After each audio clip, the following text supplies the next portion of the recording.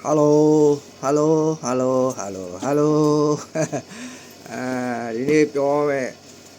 အကြောင်းအရာတော့ကျွန်တော်နှစ်ချင်းခရင်ရပါဒိုရီယာမွေးချင်းခံပြီးတဲ့မီယိုဖလာ generation 40မြောက်မီယိုဖလာနှစ်ချင်းခရင်ဖြစ်ပါတယ်ဒေါ်ထရင်လေးရင်စပြောတာပါကျွန်တော်ဘယ်အသင်းတော်ရဲ့ဒေသနာအသင်းတော်ကိုမှကိုစားပြုပြီးပြောနေတာမဟုတ်ပါဘူးမီယိုဖလာ generation 40မြောက်နှစ်ချင်းခရစ်ယာန်တယောက်အနေနဲ့တမန်ကျမ်းစာအနဲ့ပြန်ကျင်းတာတွေဖြစ်ပါတယ်တရားမဟောပါဘူးတရားဟောတာမဟုတ်ပါဘူးတမန်ကျမ်းစာအနဲ့ပြန်တယ်မှားယွင်းသောဩဝါဒထောက်ပြတာဖြစ်ပါတယ်ဒီနေ့ပြောရင်တာ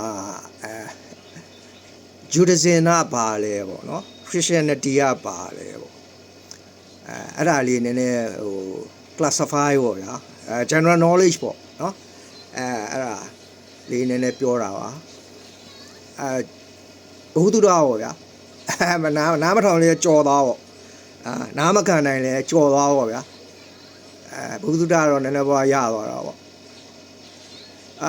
Judaism ဆိုတာကဂျူးလူမျိုးတွေပေါ့နော်ဂျူးလူမျိုးရဲ့ဘာသာပေါ့သူတို့ရဲ့ရှေးဟိုဘာသာပေါ့Judaism ဆိုတာကသူက YHWH ထာဝရဖေယဒါJudaism ပဲဒီဥစ္စာတွေအားလုံးကJudaism ပဲJudaism ပဲဒါပေမဲ့Judaismအစ်စ်လားဆိုတော့Judaism ကတစ်မျိုးဒါပေမဲ့ဒီကျမ်းသမာကျမ်းစာဆရာယူဒသန်ရေးထားတဲ့66ကျမ်းအဲ့ဒါJudaismကိုပဲအခြေခံတာJudaismကိုအခြေခံပြီးတော့Judaism ကကိုးကွယ်တဲ့ထာဝရဘုရား YHWH ကခရစ်တော်အဖြစ်ကြွလာမယ်ဆိုတာကိုဂျူးတွေကယုံတယ်ဂျူးတွေကဘာကိုကိုးကွယ်တာလဲဆိုတော့Judaism ကYHWH ထာဝရဘုရားငါမှတပါအခြားသောဘုရားမရှိငါမှတပါအခြားသောဘုရားကိုမကိုးကွယ်ရဆိုတဲ့Judaism YHWH ဆိုတဲ့ယေဟောဝါယာဝေထာဝရဘုရားအဲ့ဒါနံဝိညာဉ်ဘုရားလူကိုမဟုတ်ဘူးဂျူးကလူပုံသဏ္ဍာန်မဟုတ်နံဝိညာဉ်ဘုရားအဘယ်သူမှမတွေ့ဘူးနံဝိညာဉ်ဘုရားသခင်ဖြစ်တယ်ဒါဂျူးတွေရဲ့Judaism ကနော်အဲ့ဒါလူပုံသဏ္ဍာန်ဘယ်လိုပုံသဏ္ဍာန်ဆိုတာကိုပြောလို့မရဘူးဒါလူကမြင်တွေ့ထိတွေ့ကြိုင်တွေ့ဖက်ရန်ခွင့်မရတဲ့ဘုရားအဲ့ဒါJudaismအဲ့ဒါက तू ကဘာပြောတာလဲဆိုတော့ YHWH လို့လည်းသူတို့ပြောတယ်ယေဟောဝါယာဝေလို့လည်းခေါ်တယ်အဲ့ဒါခရစ်တော်ကိုဇေလွတ်မယ်လို့ဒါဂျူးတွေကယုံခရစ်တော်ဆိုတာဘယ်သူလဲဆိုတာခရစ်တော်ဆိုတာမေရှိယမဆိုင်ယာလို့ယုံဂျူးကJudaismဒါပေမဲ့အဲ့ဒီခရစ်တော်ဟာနော်လူစားဒီခံယူလာတယ်ဆိုတာကိုမယုံဘူးတော့ယုံလူအဖြစ်နဲ့ပဲခရစ်တော်ဆိုတဲ့ဟာဘိသိက်ပေးပြီးတော့ဘုရားသခင်ဇေလွတ်မယ်သူကစူပါမန်တယောက်အနေနဲ့သူတို့ကမျှော်လင့်တာဂျူးကစူပါမန်တယောက်နိုင်ငံရေးစီးပွားရေးလူမှုရေးအဲ့လိုဥဆောင်ဥရွက်ပေါ့စัจ jewal ရင်းမင်းခေါ်မှာပေါ့ဗျာဥပမာပြောတာလူပေါ့လူတယောက်ပေါ့ဟီးရိုးတယောက်ကိုဒါသူတို့လူမျိုးအတွက်ခရစ်တော်ဆိုတာကိုလွတ်မယ်အဲ့ဒါမစားရဆိုတာသူတို့သိတယ်လက်ခံတယ်အဲ့ဒီလက်ခံတယ်အဲ့ဒါဂျူးကခရစ်တော်ဆိုတာကိုယုံတယ်ခရစ်တော်ကိုမစားရဆိုတဲ့ခရစ်တော်လာမယ်ဆိုတာကိုယုံတယ်သို့တော်လည်းအဲ့ဒီခရစ်တော်ဟာစူပါပါဝါနဲ့လူပဲဖြစ်တယ်အဲ့ဒါလူမျိုးစီးပွားရေးနိုင်ငံရေးတွေကိုဥဆောင်ပြီးတော့သူတို့လူမျိုးကိုဂျူးလူမျိုးတွေကိုဥဆောင်ဥရပြုမယ်စူပါမန်တယောက်ဖြစ်ဘုရားသခင်ပြီးသိပ်ပေးပြီးလူတွေကနေပြီးခရစ်တော်တယောက်ကိုခရစ်တော်ကိုပေါ်ထွန်းစေမယ်လို့သူတို့ကအဲ့လိုပဲမျှော်လင့်တဘောနိုင်ငံရေးခေါင်းဆောင်ပေါ့ဗျာအခုလိုအကြီးအကဲပေါ့အဲ့လိုလူလို့ပဲသူတို့ကယုံတယ်ဒါမှလည်းယေဟောဝါယာဝေဟာလူစားတီခံယူလာမယ်ဆိုတာကိုအဲ့ဒါ short ရှိဂျူးကအဲ့ဒါကိုလက်မခံဘူး short ရှိတယ်ဘာလို့လဲခရစ်တော်ယုံတယ်လူလို့ယုံတယ်ဒါမှလည်းယေဟောဝါယာဝေကိုယ်တိုင်ကအဲ့လူစားတီနဲ့နော်ပေါ်ထွန်းလာမယ်ဆိုတော့သူတို့အဲ့ဒါကို short ဖြစ်တယ်အဲ့ဒါကြောင့်ခရစ်တော်လာမယ်ဆိုတော့သူတို့သိတယ်အဲ့ဒါ Judaism နော်အဲ့ဒါJudaismဂျူးထုံးစံဂျူးလူမျိုးတွေလက်ရှိဂျူးတွေကအဲ့ဒါကိုပဲယုံကြည်နေတယ်နော်အဲ့ဒီခရစ်တော်ကာလမှာယေရှုကဘာပြောလဲအဲ့ဒီမင်းတို့မျော်လင့်နေတဲ့ဂျူးခေါင်းဆောင်အဲ့ tradition လောက်ထားတဲ့နော်အဲဂျူရစင်ကျမ်းတွေမှာပညာတိကျမ်းအနာဂတ်ကျမ်းတွေမှာပြောထားတဲ့ခရစ်တော်ဆိုတာမဆာယာအဲ့မဆာယာငါပဲလို့ယေရှုကအတိအလင်းပြောတယ်အတိအလင်းပြောတယ်ဒါပေမဲ့အဲ့ဒီခရစ်တော်ဟာဘယ်သူလဲဆိုတာအဲ့ဒါ short ကဖြစ်နေတာနော်ယေရှုကသူဟာမဆာယာလို့အတိအလင်းပြောတယ်ယာကုပ်ရေတွင်းမှာရှမာရိမိန်းမကိုအတိအလင်းပြောတယ်အဲ့ဒါ literally ပြောလိုက်တာလူဘိန်းလို့ပြောတာနော်ဖျားစကားနဲ့လေအဲ့ကျမ်းတစ်ကျမ်းလုံးဟာယေရှုဒီခရစ်တော်ဖြစ်ကြောင်းပဲပြောတယ်ဓမ္မသစ်ဓမ္မဟောင်းအားလုံး66ကျမ်းလုံးဗာလဲဆရာယူဒန်ရေးထားတဲ့တမန်ကျမ်းစာတအုပ်လုံးဟာယေရှုကခရစ်တော်ဖြစ်ကြောင်းပဲပြောတယ်မဆာယာဆိုတာကိုယေရှုတကယ်ပြောခဲ့လားပြောခဲ့တယ်သူဟာမဆာယာဖြစ်တယ်သင်နဲ့စကားပြောသောငါသည်မေရှိယပဲဖြစ်တယ်လို့အတိအလင်းပြောတယ်ငါခရစ်တော်ဖြစ်တယ်လို့အတိအလင်းပြောတာအဲ့ဒါလူဘိန်းပြောတာနော်စာပလီကာကြီးခဝေဖတ်တတ်တဲ့လူကနားလေတယ်အဲ့ဒါသူကမဆာယာလို့ပြောတယ်ဘာမှမရှုပ်ဘူးဥပမာနဲ့လည်းပြောတာမဟုတ်ဘူးဖျားစကားနဲ့ပြောတာလည်းမဟုတ်ဘူးလူစကားလူဘိန်းစကားနဲ့ငါဒီခရစ်တော်ဖြစ်တယ်လို့ရှမာရိမိန်းမကိုပြောချလိုက်တာဟိုအဲ့ဒါမယုံကြဘူးဂျူးတွေကယေရှုကခရစ်တော်ဖြစ်တယ်ရဲ့ဆိုတော့မယုံအဲ့ဒါဂျူးနောက်တစ်ခါယေရှုဟာခရစ်တော်မဟုတ်ပါဘူးလို့ငင်းပယ်တဲ့အဲ့ဖျားသခိုးဂျူးမဟုတ်ဘဲနဲ့တော့ဂျူးဖျားခိုးလာတဲ့အဲ့ဒါတဖွဲရှိတယ်အဲ့ဒါသိန်းသေးစံတိုဂျိန်းစီဝစ်နက်စီနာဂါကျော်နဲ့ရဲကျော်သူကိုထွေးဗရဏအဲ့ဒါဗမာပြည်ကဂျူးသခိုးဂျူးဖျားသခိုးအဲ့ဂျူးဖျားသခိုးကယေရှုကခရစ်တော်မဟုတ်ပါဘူးဆိုပြီးတခါသူကပြောနေပြန်နော်ဒီကျမ်းစာတအုပ်လုံးကယေရှုကခရစ်တော်ဖြစ်ကြောင်းပဲပြောတယ်အဲ့ဒီကျမ်းစာအုပ်ကိုပဲကင်ပြီးတော့ယေရှုကခရစ်တော်မဟုတ်ပါဘူးလို့ပြောတာဘယ်သူတွေလဲဆိုတော့သိန်းသေးစံတိုဂျင်းစီဝင်းတဲ့စီနာကားကျော်နဲ့ရဲကျော်သူကိုထွေးဗရဏဆိုင်းကျော်တဲ့နော်ရဘတ်တော်ဇောမို့အများကြီးပဲဂျာဆိုင်တောင်အများကြီးပဲအဲ့ဒါတလိုက်ယေရှုကခရစ်တော်မဟုတ်ဘူးလို့ပြောတဲ့အပြင် incarnation လို့ပါပြောတာincarnation လို့လည်းပြောတယ်အဲ့လိုပေါ့ဘယ်လိုခေါ်မလဲဟိန္ဒူကဗျာစန်တိုးလို့ပြောနေတာဟိန္ဒူကဗျာ incarnation ယေရှုဟိန္ဒူအစ်စ်လားလည်းမဟုတ်ဟိန္ဒူအစ်စ်လည်းမဟုတ်ခရစ်ယာန်အစ်စ်လားဆိုခရစ်ယာန်အစ်စ်လည်းမဟုတ်ဟိန္ဒူနဲ့ခရစ်ယာန်နဲ့ဂျူးနဲ့ရောထားတယ်နော်အဲ့ဒါပြည်စာလို့ခေါ်တာပေါ့နော် religious syncretism လို့ခေါ်တယ်ရောရှက်နေတာပြည်စာလို့ခေါ်တယ်တမန်ကျမ်းစာအဲ့ဒါပြည်စာလို့ခေါ်တယ်ပြည်စာကြီးဆိုတာအဲ့ဒါမတရားသောမိထုံးလားအဲ့ဒါကိုပြောနေတာနော်ခရစ်ယာန်ကဘာလဲဆိုတော့တဆူတပါးဒီသောဖရာမိုနိုသီစင်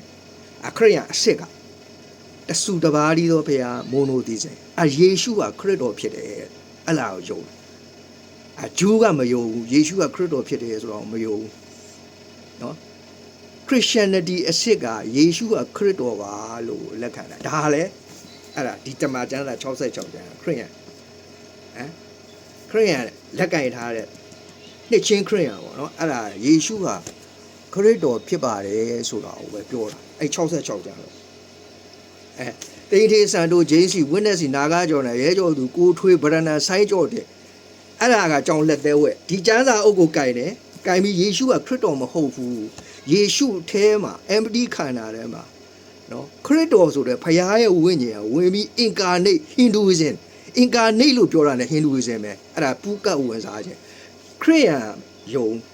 ဗုဒ္ဓဘာသာလည်း incarnation ဆိုတော့မယုံ incarnate ဆိုတာအဲ့ပူကတ်ဝင်စားခြင်း empty ခန္ဓာမှာလူဗလာလို့ပြောတယ်နော်စံတိုးပြောနေတာလူဗလာယေရှုဗလာ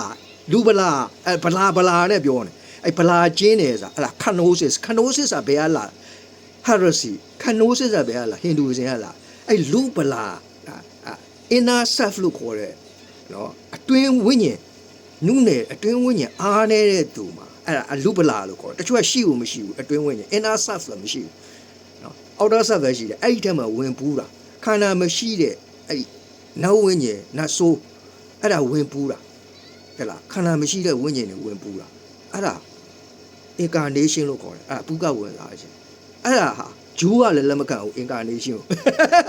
ကိုဘယ်သူကပဲလက်ခံလဲအဲ့ဟင်ဒူကဗျာယေရှုစံတိုးတင်နေတာစံတိုးတင်တဲ့ဟင်ဒူကဗျာယေရှုတိန်ထေးစံတိုးဂျိန်းစီဝင်းနက်စီနာဂါကျော်နဲ့ရဲကျော်သူကိုထွေးဗရဏဆိုင်းကျော်တဲ့နော်ဇော်ဇော်မိုးရဘတ်သောနော်ဂျာဆိုင်တောင်အဲ့နောက်ပေါက်တွေအများကြီးပဲအဲ့ဒါဟင်ဒူအစ်အစ်စ်လားလည်းမဟုတ်ဘူးဟင်ဒူလည်းမဟုတ်ဘူးခရစ်ယာန်လည်းမဟုတ်ဘူးဂျူးလည်းမဟုတ်အဲ့ဒီကဗျာတိလားယေရှုဗလာတဲ့မှာလူဗလာယေရှုကဘာမှမတတ်နိုင်ဘူးဘာလူလိုပဲစံတိုးကယေရှုလိုပဲယေရှုကစံတိုးလိုပဲဗလာဘာမှမတတ်အဲ့ထဲမှာခရစ်တော်ဆိုတဲ့ဘုရားဝိညာဉ်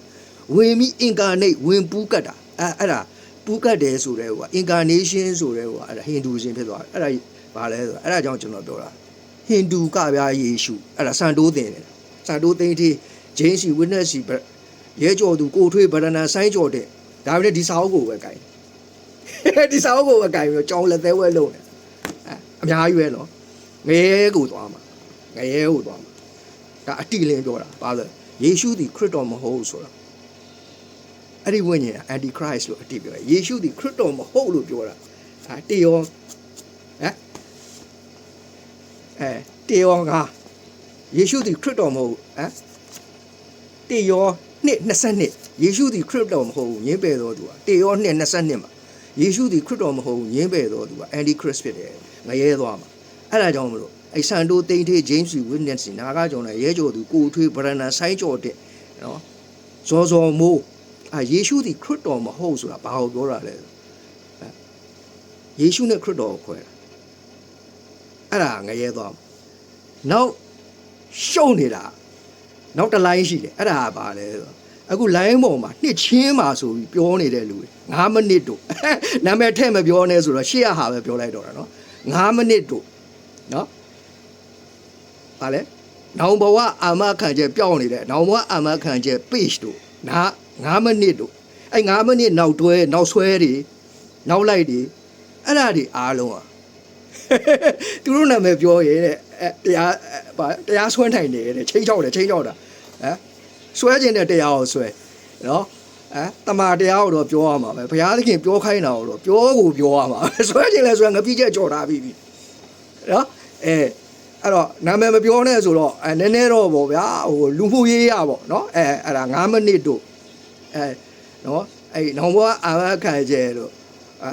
ဗာလဲဘာရသညာရသတို့ဘာရဘတို့ညာရသတို့ဘာရန်တတတို့အဲ့ဒါဘယဘွားတင်တွေကိုမကောက်ယေရှုကိုမရဏပို့နေယေရှုတက်တော်ဆွန်ပြီးတော့မရဏပို့နေတာအဲ့ဒါလာဇရုထွက်ခဲ့လို့တခွန်းနဲ့ခေါ်ထုတ်လိုက်လို့လေးရပုတ်နေတဲ့လာဇရုကမရဏအန်ထုတ်ပေးရတယ်အဝိနဲ့နိုင်ငံနဲ့ရစ်ပတ်လဲလမ်းလျှောက်ပြီးထွက်လာတာမဟုတ်ဘလို့ထွက်လာတဲ့စဉ်းစားကြည့်တော့တကိုယ်လုံးပတ်ထားတဲ့အဝိနဲ့ထွက်လာတယ်မရဏအန်ထုတ်ပေးလိုက်ရတယ်ထွက်ခဲ့လို့လာဇရုလို့တစ်ချက်အော်မိတ်လိုက်တာနဲ့ထွက်လာရတယ်လားယေရှုခရစ်တော်တက်တော်ဆွန်ပြီးတော့မရဏသွားပြီးတရားဟောရပါတယ်လို့ဟောင်းတဲ့ကောင်ဟောတယ်မရဏသွားပြီးတော့တကယ်လဲလို့ကြီးညာရပါတယ်လို့ဟောတဲ့ကောင်ဟောမရဏနိုင်ငံနဲ့မရဏကိုလည်းငါအစိုးရတယ်ဆိုတဲ့မရဏလှုပ်ပြီးတရားဟောခိုင်းအဲ့ဒီကောင်တွေဟာသူတို့တည်လို့ရှိရင်မရဏသွားပြီးတော့အဲ့ဒါ3ရက်ဆိုတော့နှစ်ပေါင်း3000ပေါ့နော်ဖျား1ရက်ကလူရဲ့နှစ်1000ဆိုတော့ဖျားကို3ရက်မရဏလွတ်တယ်ဆိုပြီးတော့ယနေ့ပင်ငါဒီတင်နှစ်သူဗတ္တိသူ့မှာရှိမယ်ဆိုလို့ဘေးကကိုရိုဒီခရစ်တော်ဆိုတာကိုဝန်ခံတဲ့ဓမြကိုယနေ့ပင်ငါဒီဗတ္တိသူ့မှာယနေ့ပင်ငါဒီတင်နှစ်သူဗတ္တိသူ့မှာရှိမယ်ဆိုယနေ့ပင်ဆိုတူဒီအခုတက်တော်ဆွန့်တယ်ဗတ္တိသူ့မှာရှိမယ်လို့ပြောတဲ့နှုတ်တော်ထွက်ကိုစန့်ကျင်ပြီးတော့တက်တော်ဆွန့်ပြီးမရဏဆင်းသွားပါတယ်ဘာရဒတာတို့ညာရဒတာတို့အေတန်တာတရဗျာတရဘလို့ခေါ်လဲတော့မသိဘူးဘလို့အတန်ထွက်လဲတော့မသိဘူးเนาะဘာရဒတာဆိုလားဘာဆိုလဲမသိဘူးအဲ့ဒါ9မိနစ်တို့နောင်ဘွားအာမခံချက်တို့သူတို့ချင်းချောက်တယ်သူတို့နာမည်ထည့်ပြောတရားဆွဲလို့ရတယ်တဲ့အချင်းချောက်တယ်အဲ့ဒီအဖွဲ့အဲ့ဒါသူတို့တင်ရင်အဲ့ဒါ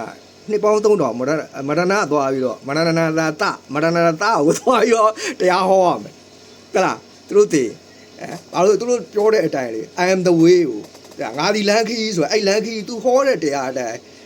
ယေရှုတတ်တော်ဆွန်ပြီးတဲ့အခါမရဏသားကိုသွားပြောတရားဟောရတယ်ဆိုတော့အဲ့ဒါနှစ်ပေါင်း3000သူတို့သွားဟောရမှာအဲ့ဒါကျွန်တော်ပြောစောစောအဲ့ဒါ Judaism ကျွန်တော်ပြောပြီးပြီChristianity ကြတော့ပါလဲဆိုတော့ခရစ်ယာန် monotheism တဆုတပါးကြီးတော့ဖေဟာယေရှုကဖခင်ပဲနော်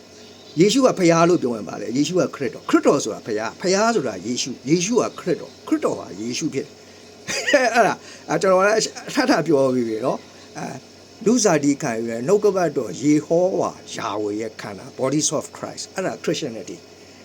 one man monotheism ပဲတဆူတပါးကြီးဘာသာဆိုခမီးတော်လို့ဘာကြောင့်ယေရှုကမိတ်ဆက်ပေးတာလေခမီးတော်ကဘယ်သူလဲ I am the father of one ဒီတဲ့ရှင်းအောင် I am the father of one ဆိုဒီတဲ့ရှင်းအောင်ပဲကျွန်တော်အရှိမလည်းအများကြီးပြောပြီးနော်မောရှိဒီငါအကြောင်းကိုရေးထားတယ်မောရှိပညာတိကျမ်းအနာဂတ်ကျမ်းဆိုတာဂျူးကျမ်းသားတယ်အဲ့ဂျူးကျမ်းသားတွေမှာရေးထားတယ် YHWH ဆိုတာအဲ့ဒါ monotheism တဆူတပါးကြီးငါမှတော့အခြားသောဘုရားမရှိဆိုတဲ့ဂျူးဘုရားယေဟောဝါယာအဲ့ဒါယေဟောဝါယာဝေအကြောင်းကိုရေးထားတဲ့မောရှိကငါအကြောင်းကိုရေးထားတယ်ဆိုဘယ်သူရှင်းနေပြီယေရှုကအဲ့ဒီမောရှိရေးထားတဲ့ခရစ်တော်ဆိုတာလေငါပဲလို့နော်ယာကုပ်ရေတွင်မှာရှမာရိမိန်းမကိုပြောဒါလူဘိန်းစကားနဲ့ပြောလိုက်တယ်တင်းတဲ့စကားပြောသောငါသည်မေရှိယပဲဖြစ်တယ်မေရှိယအနက်ကခရစ်တော်ကိုဆိုလို့တည်းမဆာယာဘယ်လိုပြောရမလဲပြောချင်တယ်လို့ပြောအဲ့ဒါယေရှုပဲအဲ့လိုပြောအဲ့ဒါ Judas sorry အဲ့ဒါ Christianity Judaism ကဖယားဟာလူမဟုတ်ဘူးသူက Judaism ရဲ့ယုံကြည်ခြင်းကအဲ့တော့ယေဟောဝါယာဝေကလူစားတိခံယူတာတယ်ဆိုတော့သူတို့ကအဲ့ဒါကိုသူတို့ short ရှိအဲ့ဒါကို short ရှိတာဒါကြောင့်ယေရှုကခရစ်တော်ဖြစ်တယ်မဖြစ်ဘူးဆိုတော့သူတို့ကမယုံဘူးဂျူးကဘာလို့မယုံဘူးလဲဆိုတော့သူတို့မျှော်လင့်တယ်ခရစ်တော်ကိုယုံတယ်အဲ့တော့ Judaism မှာအဲ့ခရစ်တော်ကြွလာမယ်ဆိုတော့သူတို့ယုံတယ်သို့တော်လည်းအဲ့ခရစ်တော်ဟာလူအဖြစ်လူစားတီအဖြစ်ဖျားခံယူလာတာမဟုတ်ဘဲနဲ့အဲ့လူတဲကနေပဲဟီးရိုးပေါ့ဗျာစူပါမန်ပေါ့ဗျာသူတို့မျှော်လင့်လာစီဝိုင်းနိုင်ငံရေးလူမှုရေးတို့ဥဆောင်မယ်သူတယောက်ကိုပြီးသိပ်ပေးပြီးတော့အဲ့ဒီသူကိုဥဆောင်ခိုင်းမယ်လို့သူတို့ယုံကြည်တာအဲ့လိုယုံကြည်တယ်ဂျူးကဒါနဲ့ယေရှုကအဲ့ဒီမဆာယာဆိုတဲ့သူဟာငါပဲဆိုတော့ယေရှုကအတိအလင်းပြောတယ်ဒီထဲမှာအဲ့66ကျမ်းလုံးကအဲ့မဆာယာဆိုတဲ့နော်အဲ့ဂျူးတွေပြောလင့်နေတဲ့မဆာယာဆိုတာငါပဲဆိုတော့ဒီ66ကျမ်းလုံးကပြောတယ်အဲ့ဒါ Christianity အဲ့ဂျူးနဲ့ခရစ်ယာန်နဲ့ဘာကွာနေလဲဆိုတာအဲ့ဂျူးတွေကအဲ့ယေရှုဟာခရစ်တော်ဆိုတော့ယုံသွားရဲ့ပွဲရပြီးသွားတယ်ဒီနေ့အထိလည်းမယုံတဲ့ဂျူးတွေရှိတယ်မယုံတဲ့ဂျူးတွေရှိတယ်လက်ရှိလည်းဂျူးတွေကယေရှုဟာခရစ်တော်ဖြစ်ကြောင်းမယုံသေးဘူးမယုံသေးတဲ့ဂျူးတွေရှိတယ်ယုံတဲ့ဂျူးတွေလည်းရှိတယ်နော်အခုအဲ့ဒါဒီဗမာပြည်ဂျူးဂျူးကဗျာကော်ပလာreligious syncretism ပေါ့အဲ့ဆန်တိုးသေးသေးချင်းစီတဖွဲ့ဒီဘက်မှာအဲ့တရားဆွဲလို့ရတယ်ဆိုချင်းကြောက်တဲ့အဖွဲ့ဘာသာညာတာတို့မရဏတာတို့မရဏလွတ်တဲ့အဖွဲ့နော်9မိနစ်တို့နောင်ဘောအာမခံချက်တို့အဲ့ဒါတွေသူတို့နာမည်ထည့်ပြောရဲဘာညာဆိုချင်းကြောက်တာအစွန်းတော့ပဲပြောလိုက်တယ်နော်အဲ့တော့အဲ့ဒီပုံကိုယ်တွေကပါတယ်ဆိုသူကယေရှုကိုထာဝရဘုရားလို့ပြောရင်းတန်လန့်တယ်ဖယေဘွားအတူတူပဲအဲ့ဒါတိန်ထေးဆန်တို့နဲ့သူယေရှုကခရစ်တော်မဟုတ်ဘူးလို့ပြောတာ ਨੇ အတူတူပဲဒါနဲ့နားလဲပါရိုက်အဲ့လိုငမွေတို့လုံနေတာဘာလဲဆိုတော့ကလင်ကကြစ်ပေါ့ယေရှုကိုထာဝရဘုရားလို့လည်းပြောတယ်ယေရှုကိုခရစ်တော်လို့လည်းသူကပြောတယ်ပြောရင်းနဲ့နောက်ဆုံးလဲကြောက်ဘာလုပ်လိုက်တာလဲအဲ့ယေရှုထာဝရဘုရားခရစ်တော်ဆိုတဲ့ထာဝရဘုရားလို့သူတို့နှုတ်ကနေတတိုးတိုးပြောနေတဲ့ဘုရားပါလို့ပြောနေတဲ့အဲ့ယေရှုခရစ်တော်ကိုအဲ့ဂျူးဘုရားဆိုတဲ့သူတို့ခိုးလာတဲ့ခမဲတော်ဘုရားဆိုတော့အဲ့နောက်ဆုံးကမ်းကြမှာခေါ်ထုတ်ပြီးအဲ့ခမဲတော်ဘုရားရှိမှာသူတို့အပြစ်ကြွေးကံကြွေးနော်အတိတ်အနာဂတ်ပြစ္ဆုတ်ပံရဲ့အကျွေးကျိန်သာအားလို့အဲ့ယေရှုဆိုတော့ဖယေဘွားလို့ပြီးအဲ့ထဲမှာအစာတော့မလုံးကြီးအစာတော့ပြီးအဲ့ခမဲတော်ဖယေဘွားရှိမှာအပ်ပြီးတော့ ကားလိုက်တဲ့တရားစီရင်ကွက်မြက်ခိုင်းပြီမျက်နှာလွယ်ဆွန့်ပစ်လိုက်တာပါတတ်ပြီးတော့တတ်ခိုင်းလိုက်တာအနံလိုက်တာအနံပြီးသူတို့အပြစ်တွေကိုအဲ့ဒီယေရှုထဲမှာထည့်ပြီးတော့ယူဆောင်သွားပြီငါတို့အပြစ်ကိုဗာလဲယူတင်ဆောင်ရသွားပြီအဲ့တတ်တဲ့အထဲမှာထည့်ပြီးတတ်ပလိုက်ပြီလို့အဲ့လိုဟောနေအဲ့ဒီဟာကဂျူဒဇင်လည်းမဟုတ်ခရစ်ယာန်တီလည်းမဟုတ်နော်သိသေးစံတိုးတို့လိုဟာနဲ့အတူတူပဲဘာလဲဆိုယေရှုကခရစ်တော်မဟုတ်လို့ပြောနေတာဘာလို့ယေရှုကခရစ်တော်ဆိုရင်အဲ့ဒါလူစားတိခံယူတယ်နှုတ်ကပတ်တော်ယေဟောဝါယာဝေဖြစ်တယ်အဲ့ယေဟောဝါယာဝေတဲ့ကိုတဆူတဘာတဲ့ဟိုသူတို့ကကြေးဝတ်ကြေးတွေကိုတင်ပြီးရောတရားခံလူစားထိုး criminal substitution covenant ဆိုပြီးတော့ဟမ်ဗြိညင်အလိန်နဲ့အဲ့ဒီယေရှုထဲမှာခရစ်တော်ထဲမှာထာဝရဘုရားလို့သူတို့ပြောနေတဲ့ခရစ်တော်ထဲမှာအဲ့ဒီမုံလုံးကြီးအစာတွတ်ပြီးတော့ကားတိုင်းတင်ပြီးတော့ခမဲတော်ဆိုတဲ့ဖယေဘွားတစ်ခုရှိမှာအနံခိုင်းတာအဲ့ဒါယေရှုကိုခရစ်တော်မဟုတ်ဘူးလို့ပြောတာ ਨੇ အတူတူပဲသိန်းသေးဆန်တို့ဂျိမ်းစီတို့ ਨੇ အတူတူစုတင်ဟမ်အဲ့ဒါဘာလဲဆို9မိနစ်တို့တဲ့လားဘာရဏတန်တာတို့မရဏနာသတို့ဘာအမခံချက်ညာအမခံချက် page တို့အဲ့ဒီကသူတို့ကိုသူတို့အဲ့ဒါကျွန်တော်ပြောချင်တာပေါ့နော်အဲ့တပည့်တော်တွေကနောက်တော့ဆုတ်သွားတယ်ဝိညာဉ်သားလျင်အသက်ရှင်စေကိုယ်ကာယသည်အလင်းမတန်တယ်ငါပြောသောစကားသည်ဝိညာဉ်ဖြစ်၏အသက်လည်းဖြစ်၏သို့တော်လည်းသင်တို့နဲ့မယုံကြည်သူအချို့ရှိတယ်ရှင်ဟောခရစ်ရဲ့အခန်းကြီး6အငယ်63မှာတပည့်တော်တွေကအဲ့ဒီအချိန်မှာကိုရိုနာကိုမလိုက်တော့အဲ့စကားကိုပြောလိုက်တဲ့အချိန်ဂျူးတွေကမလိုက်တော့အများကြီးတပည့်တော်တွေနောက်လိုက်နေဘာလို့ဆိုအဲ့လိုလူဆောင်ကောင်ဟီးရိုးအဖြစ်နဲ့လိုက်နေတာထင်ပြီးလိုက်နေခရစ်တော်လို့ယုံတယ်ဒါပေမဲ့သူတို့မျှော်လင့်တဲ့ခရစ်တော်ကအဲ့လိုလူဆောင်ကောင်လို့ယုံဒါပေမဲ့ယေရှုခရစ်တော်ကအဲ့ဒီရှင်ဟောခရစ်ရဲ့အခန်းကြီး6အငယ်63အဲ့ဒီအခန်းကြီး6မှာမွဲ့ရင်နဲ့အငယ်63လဲရောဝိညာဉ်သားလည်းအသက်ရှင်စေကိုကားသည်အလင်းမတန်တယ်ငါပြောသောစကားသည်ဝိညာဉ်ဖြစ်အသက်လည်းဖြစ်သို့တော်လည်းတင်းလို့လည်းမယုံကြည်သူအချို့ရှိတယ်အဲ့စကားပြောလိုက်တဲ့အချိန်မှာတပည့်တော်တွေတချို့တပည့်တော်တွေအကုန်ထွက်သွားကြထွက်သွားရဆိုတာမစွန်ဘူးဆိုပြီးတော့သွားရအဲ့ဝိညာဉ်သားလည်းအသက်ရှင်စေဆိုအဲ့အသေးပဲသူတို့နားမလဲအဲ့ဒါလူစားတိခံရတဲ့နှုတ်ကပတ်တော်ယေဟောဝါယာဝေလို့ပြောတာဝိညာဉ်သားလည်းအသက်ရှင်စေဆို what become flesh ကိုပြောတာအဲ့ဒီနှုတ်ကပတ်တော်ဘယ်သူမှမမြင်ရတဲ့ယေဟောဝါယာဝေမြင်ခွင့်မရတွေ့ထိဖယံခွင့်မရတဲ့ပုံသဏ္ဍာန်မရှိအစင်းသဏ္ဍာန်မရှိတဲ့ဘယ်လိုမှခံမှန်းလို့မရတဲ့အဲ့ဒီယေဟောဝါယာဝေဆိုတဲ့ဂျူးဖယားအဲ့ဒါဝိညာဉ်နာဝိညာဉ်ဖယားယေရှုပြောတယ်နာဝိညာဉ်ဖြစ်တယ်တစ္ဆာနဲ့တော့ခမည်းတော်နာဝိညာဉ်ဖြစ်တယ်ဘုရားသခင်ကနာဝိညာဉ်ဘုရားသခင်ဖြစ်တယ်ဘယ်သူမှမမြင်ဆိုဘူး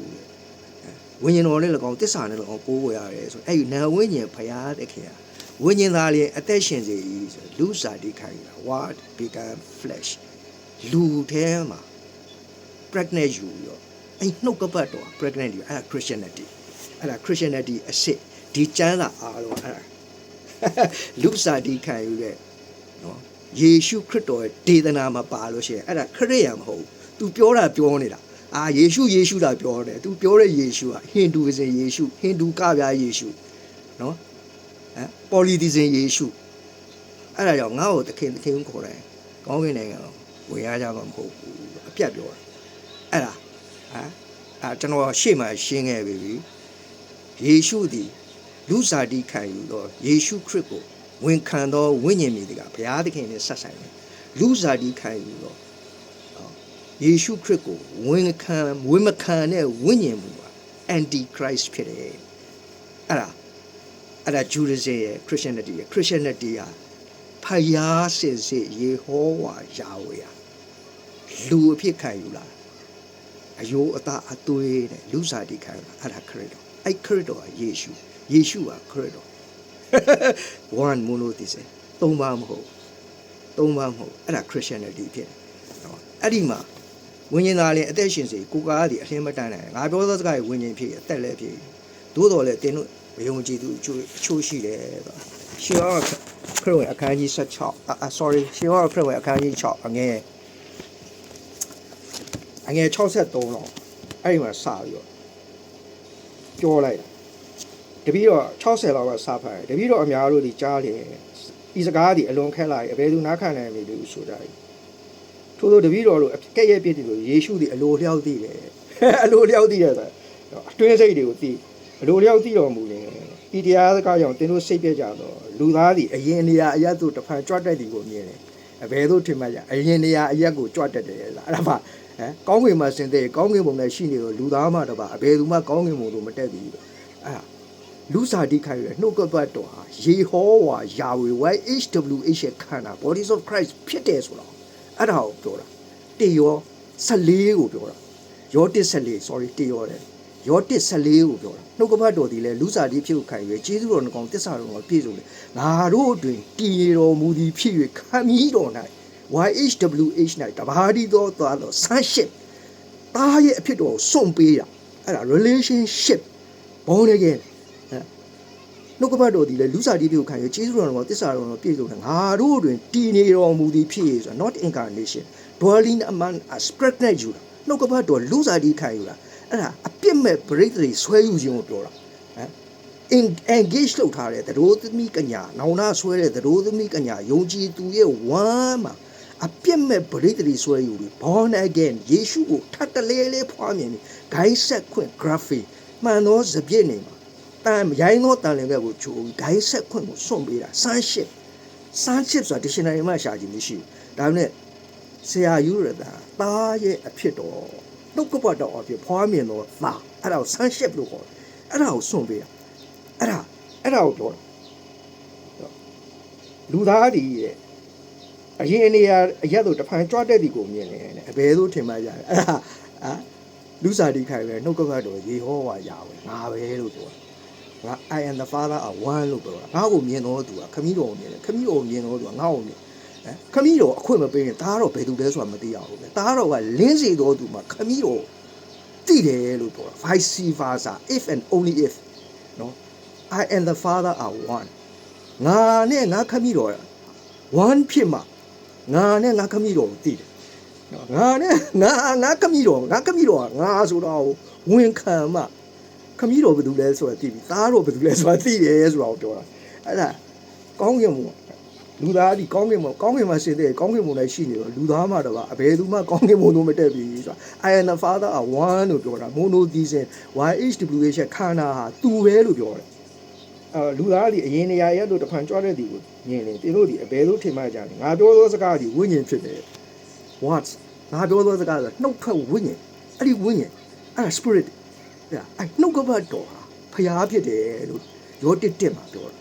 ဟုတ်လားအဲ့ဒါငါပြောသောစကားဆိုတာအဲ့လူစားတိခိုင်ရဲ့နှုတ်ကပတ်တော်ယေဟောဝါယာဝေရဲ့ခန္ဓာ bodies of Christ ကထွက်လာတယ်စကားအဲ့ဒါနှုတ်ကပတ်တော်အဲ့ဒါဝိညာဉ် spirit ပဲဖြစ်တယ်ဒါမှမဟုတ် one ပဲဖြစ်တယ်အဲ့ spirit ကိုခွဲထုတ်လို့မရအောင်သုံးပါမဟုတ် one ပဲဖြစ်တယ်နော် homogeneous one unit ဖြစ်တယ်ငါပြောသောစကားဝိညာဉ်ဖြစ်တယ်အသက်လည်းဖြစ်တယ်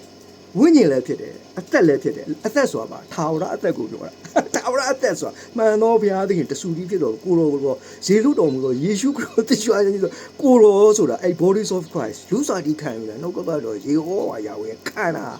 ခရစ်တော်ရဲ့ခန္ဓာ bodies of Christ ဖြစ်တယ်ဆိုအဲ့ဒါကိုလည်းသိတယ်ဇေလုတော်မူသောဆိုတာကိုတိုင်တယ်ကျင့်ဆိုသောတရားစကားတွေငါတုံးမှထွက်သည်ဖြစ်မပြေဆုံးမနေရဆိုတဲ့အနှုတ်ကပတ်တော်လူဖြစ်ခံယူလာတာအဲ့ what vegan flesh ကိုပြောတယ်ဟောအသက်လည်းဖြစ်သို့တော်လည်းတင်တို့တွေမယုံကြည်သူရှိတချို့ရှိထို့ကြောင့်ငါဤခမည်းတော်ဒီအခွင့်ပေးတော်မူတယ်အဘယ်သူမျှငါထံသို့မလာနိုင်ငါဤခမည်းတော်အခွင့်မပေးတော့လေအဘယ်သူမျှငါထံသို့မလာနိုင်အဲ့ဒါ vice versa I and the Father are one လို့ပြောတာပါတယ်ငါခမည်းတော်ကအခွင့်ပေးမှာဒါတော့ဘယ်သူလဲဆိုတော့သိတယ်အဲ့ what vegan flesh ဘာလဲဆိုတာနှုတ်ကပတ်တော်လူစားဒီခံလဲယေဟောဝါယာဝေဖြစ်ကြောင်းကိုခမည်းတော်ကခွင့်ပေးမှသိခွင့်ရတယ်အဲ့ဒါသားတော်ကလင်းစေတော်သူဆိုတာအဲ့ sonship ဆိုတဲ့ guide set ခွင့်ကနေပြီးတော့ guide set ခွင့်ကိုနောင်တအပြင်ဝင်ခံခြင်းအပြင် back နဲ့ဆွဲတဲ့လူအဲ့ဒီသူကသားကလင်းစေတော်သူသားရဲ့အဖြစ်တော် sonship relationship ကလင်းစေတော်သူမှာခမည်းတော်ဘယ်သူလဲဆိုတော့သိတယ်အဲ့ဒါ vice versa if and only if ငါခမည်းတော်တလုံးဝရတယ်ဖြစ်တယ်ငါ့ကိုမြင်တော်သူကခမည်းတော်မြင်တယ်ခမည်းတော်မြင်တော်သူကငါ့ကိုမြင်တယ်ဆိုတော့ပြောနေ သို့တော်လေတင်းတို့လည်းမယုံကြည်သူတို့ရှိထို့ကြောင့်လည်းငါဤခမည်းတော်ဒီအခွင့်ပေးတော်မူတယ်ဘယ်သူမှငါထံသို့မလာနိုင်သော what began flesh ကိုဘယ်တော့မှမဝင်ခံနိုင်ဘူးဘယ်တော့မှဝင်ခံနိုင်ဘာလို့ငါခမည်းတော်အခွင့်မပေးဘူးဆိုတော့နှုတ်ကပတ်တော်ဟာလူစားတိခံယူတယ်ဒီဟောဝါယာဟိုရဲ့ခန္ဓာဖြစ်တယ်ဆိုတဲ့အကြောင်းသိခွင့်ပေးတာကိုနောင်နာဆိုရင်ဝင်မခံတဲ့သူကအဲ့ဒါခမည်းတော်အခွင့်မပေးဘူးအခွင့်မပေးတဲ့အတွက်နှုတ်ကပတ်တော်ကလူစားတိအဖြစ် pregnant မယူနိုင်ဘူးပရိသေဆွဲမဆွဲမြူနိုင်မဆွဲမြူနိုင်တဲ့အတွက်သူကသားတော်ကိုလည်းမသိဘူးခမည်းတော်ကိုလည်းမသိဘူးဒါမှမဟုတ်တင်တို့ဒီဖျားသခင်ကိုဆိုကြကြရည်ထိုဖျားသခင်ကိုတင်တို့မသိဘူးငါမူကသိတယ်လူစားတိခံယူတဲ့နှုတ်ကပတ်တော်ကပဲသိတယ်အဲ့ဒါကိုဝန်ခံခြင်းရပဲသိငါထံသို့မလာနိုင်ဘူးငါအထက်ကဆိုခဲ့ပြီထို့သောမိန်တော်မူသည်ဒီအကြောင်းထို့သောမိန်တော်မူသည်အကြောင်းဟုမူကားအဘယ်သူဒီမယုံကြည်သည်ကို၎င်းနဲ့အဘယ်သူဒီကိုတော်ကိုအနန္တနေတော့ဘယ်သူမယုံကြည်ဘူးဘယ်သူအနန္တမယ်ဆိုတာကိုယ်ကသိတယ်သိနေတယ်ဘာလို့လဲဖယားအနန္တန္တသညာတော်တပ်ပိညုတညာတော်နော်ယေရှုကခရစ်တော်ဟာယေရှုဖြစ်တဲ့အတွက်ကြောင့်သိတယ်ယေရှုတည်တဲ့အစဦးတွေကသိတယ်တဲ့ဘယ်သူကအနန္တမယ်ဘယ်သူမယုံကြည်ဘူးဆိုတာအစတွေကသိတယ်နော်ထိုအခါတပည့်တော်အများတို့ဒီကိုတော်ကိုမပေါင်းဖို့ပဲစုတ်သွားရတယ်အဲ့စကားကိုကြားတဲ့အခါမှာတပည့်တော်တွေကသူတို့ကဘာကိုမျှော်လင့်လဲသူတို့မျှော်လင့်တဲ့ခရစ်တော်ဟာတစ်မျိုးယေရှုပြောတဲ့ခရစ်တော်ဟာဘာကိုပြောလိုက်တာလဲယေရှုကအများကြီးပြောခဲ့သူတို့ရဲ့ super power super hero superman အဖြစ်ခရစ်တော်ကိုသူတို့ကမျှော်လင့်တယ်အများစုကမျှော်လင့်ပြီးနောက်ကနေလိုက်နေအခုအဲ့ဒါတဲ့လားအခုအဲ့ဒါယေရှုကခရစ်တော်မဟုတ်လို့အဖွဲ့လို့နော်ကျမ်းမာချမ်းသာဝမ်းသာပျော်ရှင်ကခုဂျွန်းထိုးအဖွဲ့တစ်ဖွဲ့အဲ့ဒါခရစ်တော်နောက်လိုက်တယ်ပဲခရစ်တော်အကြောင်းကိုပဲပြောနေဒါပဲနဲ့ကိုကာယသည်အလင်းမတတ်နိုင်လို့ပြောလဲပြောအကုန်နောက်ကိုဆုတ်သွားတာအဲ့ဒီကောင်တွေကအဲ့ဒီစုံစမ်းတော့ရှင်ချင်းရောက်တဲ့အခါကျရင်ဂျွန်းထိုးမောက်ကိုလဲပြီးလစ်သွားမဲ့ကောင်တွေကြီးပဲအကုန်လုံးတပည့်တော်အများတို့ကဆုတ်သွားကြတယ်တဲ့60ခွန်မှာထို့ကြောင့်လေယေရှုသည်တစ်ကြိမ်နှစ်ပါးသောတပည့်တော်တို့ဟာတင်တို့လည်းထွက်သွားကြတယ်အကုန်ထွက်သွားတယ်တပည့်တော်တွေအများကြီးရွေးကောက်တာနောက်လိုက်တာရွေးကောက်တာမဟုတ်နောက်လိုက်တာသူတို့ကသူလိုက်လာတာလိုက်လာတဲ့လူတွေအားလုံးကအဲ့ဒီစကားကိုကြားတယ်ကိုကာယသည်အလင်းမတတ်နိုင်ဆိုတဲ့စကားကိုကြားတဲ့အခါနောက်ဆုတ်သွားသူတို့မျှော်လင့်တဲ့ခရစ်တော်နဲ့အဲ့ဂျူးတွေကမျှော်လင့်တဲ့ခရစ်တော်ကတစ်မျိုးဟဲ့လားဟီးရိုးအဖြစ်မျှော်လင့်တာဒါပေမဲ့ယေရှုဟာပါတစ်ဖက်ကိုရရင်တဲ့ပါတစ်ဖက်ကိုပေးလို့ဝိအင်ကြီးကိုချွတ်လို့သူကဝစ်လုံးကတိဝစ်လုံးကိုယူတော့သူကအင်ကြီးကိုပေးလို့သူ့အနိုင်အထက်ပြုခရီးတိုင်သွားစေနှစ်တိုင်သွားဘူးလို့ချင်းကားတော့သူကလည်းမငင်းနဲ့တောင်းတော့သူကပေးတော့ဆိုအဲ့လိုမျိုးတွေပြောတဲ့အခါကျတော့အဲ့ဒီကိုကာယအတတ်မဲ့ချင်းကောင်တွေအားလုံးအကုန်လုံးဒိုးကုန်ကြာကိုကာယအလင်းမတတ်နိုင်ဆိုဘာလို့သူနားမလဲဘူးအဲ့ဒါဖျားစကားလို့ပြောတယ်ဖျားစကားကိုနားလဲဝိညာဉ်သားဒီအသက်ရှင်စေဝိညာဉ်သားလေးအသက်ရှင်စေဟေရော63ဝိညာဉ်သားလေးအသက်ရှင်စေကိုကာယအလင်းမတတ်နိုင်လားအဲ့ဒီက what began flesh ကိုပြောတာလူစားတိခိုင်ပဲနှုတ်ကပတ်တော်ယေဟောဝါယာဝေဆိုတာဝန်ခံပြီးနောက်နာဆွဲ practice ယူတဲ့အခါကိုကာယဆိုတာအလင်းမတတ်နိုင်ဘူးဇာတိပဂတိခန္ဓာအဲ့ဒီဝိညာဉ်ကိုအသက်ရှင်လာတဲ့အတွက်ဝိညာဉ်ခန္ဓာလို့ခေါ်တဲ့ဝိညာဏခန္ဓာနော် inner self အသက်ရှင်လာတယ်အဲ့ဒီ practice ယူပြီးဘောင်းagain အေမာနီလာကိုပြိဖက်တဲ့အခါအဲ့ဝိညာဉ်သားလေးအသက်ရှင်တဲ့အတွက်ကိုကာယဆိုဇာတိပဂတိထောင်ချုပ်ထားနိုင်သွားမရှိတော့ထောင်တကားတို့ဖွင့်တယ်တိမ်ချိုင်းတို့တွေဖွင့်လိုက်တယ်ဆိုအဲ့ဒါတစ်ပေတော့အဲ့ထောင်ကိုမရဏပါဆိုပြီးမရဏပါတညာတဆိုကောင်တွေကအဲ့ဒီကောင်တွေမရဏသွားမှာယေရှုတက်တော်ဆိုပြီးမရဏသွားပါတယ်ဆိုပြီးစောက်တော်လွဲဟောတယ်အဲ့ဒါ Judaism နဲ့ Christianity အဲ့ဒါကွာဒါပဲလေအဲ့ဗမာပြည်မှာအဲ့ Christianity တွေကလေအဲ့ Christianity one မဟုတ်အဲ့ယေရှုခရစ်တော်အဲ့ဒါဖယဘွားအဖြစ်သူတို့ပူကြီးကံကြီးတွေကိုထည့်ပြီးတော့